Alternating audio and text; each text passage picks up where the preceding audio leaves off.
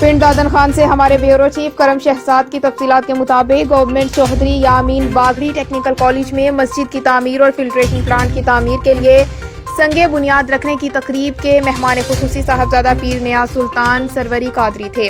صاحبزادہ پیر نیاز سلطان سروری قادری نے 40 طالب علموں کے تعلیمی اخراجات اٹھانے کا اعلان بھی کیا۔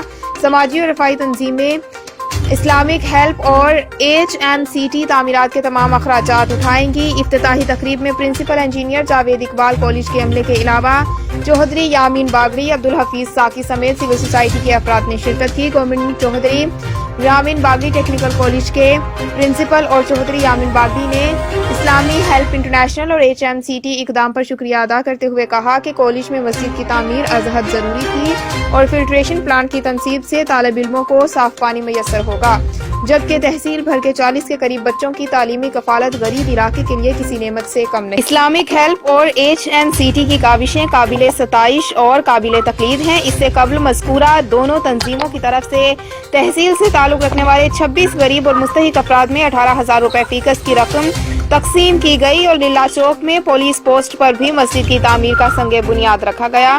تحصیل بھر کے سماجی اور رفاہی علاقوں نے مذکورہ دونوں تنظیموں کی طرف سے تحصیل پنڈ دادن خان میں شروع کیے گئے رفاہی کاموں کی تعریف کرتے ہوئے کہا کہ پسماندہ ترین تحصیل کے لیے ان تنظیموں کا کام کسی نعمت سے کم نہیں۔ اللہ تعالیٰ ان کو اور ان کے اسپانسر کو اس کا اجر عظیم عطا فرمائے۔